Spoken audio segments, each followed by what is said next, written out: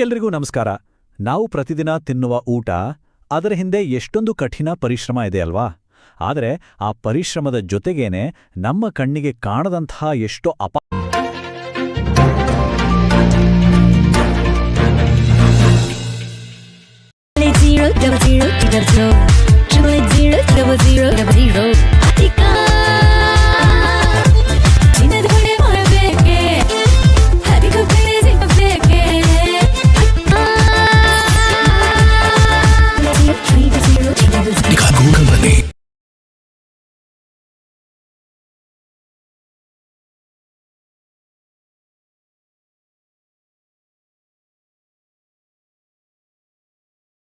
ಕಥೆಯೂ ಇದೆ ಅನ್ನೋದು ನಮಗೆ ಗೊತ್ತೇ ಇರೋದಿಲ್ಲ.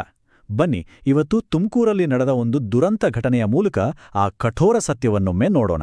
ಕೈ ಕೆಸರಾದ್ರೆ ಬಾಯಿ ಮೊಸರು, ಈ ಗಾದೆ ಮಾತು ಕೇಳಿದ ತಕ್ಷಣ ನಮಗೆಲ್ಲರಿಗೂ ಗೊತ್ತು, ಕಷ್ಟಪಟ್ಟರೆ ತಕ್ಕ ಪ್ರತಿಫಲ ಸಿಕ್ಕೇ ಸಿಗುತ್ತೆ ಅಂತ. ಇದೊಂದು ಅದ್ಭುತವಾದ ಮಾತು ಅಲ್ವಾ? ಆದ್ರೆ ಇವತ್ತಿನ ಆಧುನಿಕ ಕೃಷಿ ಜಗತ್ತಿನಲ್ಲಿ ಇದೇ ಗಾದೆ ಒಂದು ಕಹಿ ಸತ್ಯವನ್ನೂ ಸಹ ತನ್ನೊಳಗೆ ಬಚ್ಚಿಟ್ಟಿದೆ. ಹೌದು, ಯಾಕೆಂದ್ರೆ ಇವತ್ತಿನ ಕೃಷಿಯಲ್ಲಿ ರೈತರ ಕೈಗಳು ಕೇವಲ ಕೆಸರನ್ನ ಅಂದ್ರೆ ಮಣ್ಣನ್ನಷ್ಟೇ ಮುಟ್ತಿಲ್ಲ, ಬದಲಾಗಿ ಅದಕ್ಕಿಂತ ಎಷ್ಟೋ ಪಟ್ಟು ಹೆಚ್ಚು ಅಪಾಯಕಾರಿಯಾದ ಯಂತ್ರಗಳ ಜೊತೆ ದಿನನಿತ್ಯ ಸಣಸಾಡ್ತಿವೆ. ಆ ಕೈಗಳು ಎದುರಿಸ್ತಿರುವ ಅಪಾಯಗಳು ಮಣ್ಣಿಗಿಂತ ಎಷ್ಟೋ ದೊಡ್ಡದು. ಸರಿ, ಹಾಗಾದ್ರೆ ಬನ್ನಿ, ತುಮಕೂರು ಜಿಲ್ಲೆಯಲ್ಲಿ ನಡೆದ ಆ ಒಂದು ದುರಂತ ಘಟನೆಯ ಮೂಲಕವೇ ನಾವು ಈ ಕಠೋರ ವಾಸ್ತವದ ಆಳಕ್ಕೆ ಇಳಿದು ನೋಡೋಣ. ನೆನಪಿಡಿ, ಇದು ಕೇವಲ ಒಂದು ಸುದ್ದಿಯಲ್ಲ, ಇದು ನಮ್ಮೆಲ್ಲರನ್ನೂ ಒಮ್ಮೆ ನಿಂತು ಯೋಚಿಸುವಂತೆ ಮಾಡುವ ಒಂದು ಎಚ್ಚರಿಕೆಯ ಗಂಟೆ. ನಾವಿಲ್ಲಿ ಮಾತಾಡ್ತಾ ಇರೋದು ಕೇವಲ ಯಾವುದೋ ಒಂದು ಸಂಖ್ಯೆ ಅಥವಾ ಅಂಕಿಅಂಶದ ಬಗ್ಗೆ ಅಲ್ಲ, ಬದಲಿಗೆ ಒಬ್ಬ ವ್ಯಕ್ತಿಯ ಬಗ್ಗೆ, ಒಬ್ಬ ನಾಯಕನ ಬಗ್ಗೆ. ಹೌದು, ಈ ಇಡೀ ಕಥೆಯ ಕೇಂದ್ರಬಿಂದುವೇ ಈರಣ್ಣ.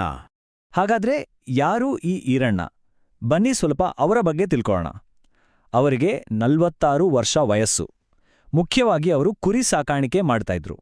ಅಷ್ಟೇ ಅಲ್ಲ, ಅವರು ಸ್ಫಟಿಕಪುರಿ ಕುರಿ ಮತ್ತು ಮೇಕೆ ಸಾಕಾಣಿಕೆದಾರರ ಸಂಘದ ನಿರ್ದೇಶಕರೂ ಆಗಿದ್ರು. ಅಂದ್ರೆ ತಮ್ಮ ಸಮುದಾಯದ ಏಳಿಗೆಗಾಗಿ ದುಡಿತಿದ್ದ ಒಬ್ಬ ಜವಾಬ್ದಾರಿಯುತ ವ್ಯಕ್ತಿ. ನೋಡಿ, ಇದರಿಂದ ಏನ್ ಗೊತ್ತಾಗುತ್ತೆ ಅಂದ್ರೆ, ಈರಣ್ಣ ಕೇವಲ ಒಬ್ಬ ಕುರಿ ಸಾಕಾಣಿಕೆದಾರ ಅಥವಾ ರೈತರಷ್ಟೇ ಆಗಿರಲಿಲ್ಲ, ಅವರು ತಮ್ಮ ಸಮುದಾಯವನ್ನ ಮುನ್ನಡೆಸ್ತಿದ್ದ ಒಬ್ಬ ನಾಯಕರಾಗಿದ್ರು.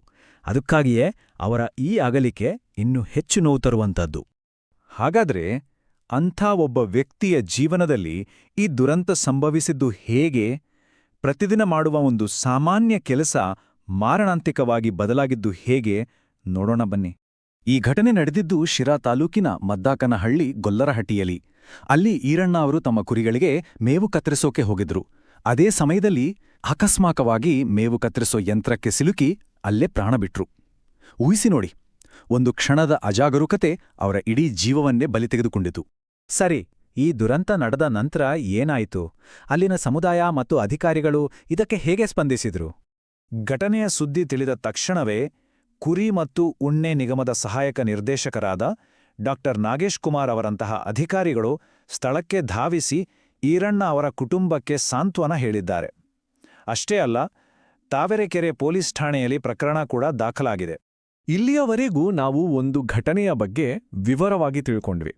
ಆದರೆ ಈ ಕಥೆ ಇಲ್ಲಿಗೆ ಮುಗಿಯೋದಿಲ್ಲ. ಇದನ್ನ ಕೇವಲ ಒಂದು ಅಪಘಾತ ಅಂತ ನೋಡಿ ಸುಮ್ಮನಾಗೋದು ಸರಿನಾ? ಖಂಡಿತ ಇಲ್ಲ. ಬದಲಾಗಿ ಈ ಘಟನೆಯಿಂದ ನಾವು ಕಲಿಬೇಕಾದ ಪಾಠವಾದ್ರೂ ಏನು ಅನ್ನೋದ್ರ ಬಗ್ಗೆ ನಾವು ಯೋಚನೆ ಮಾಡಬೇಕಿದೆ. ಹಾಗಾಗಿ ನಾವು ಕೇಳ್ಕೊಳ್ಬೇಕಾದ ಪ್ರಶ್ನೆ ಇದು: ಈರಣ್ಣ ಅವರ ಸಾವು ಕೇವಲ ಒಂದು ಆಕ್ಸಿಡೆಂಟ್ ಅಷ್ಟೇನಾ, ಅಥವಾ ಇದು ಅದಕ್ಕಿಂತಲೂ ಹೆಚ್ಚಿನದನ್ನೇನಾದರೂ ನಮಗೆ ಹೇಳಕ್ಕೆ ಪ್ರಯತ್ನಿಸ್ತಾ ಇದೆಯಾ?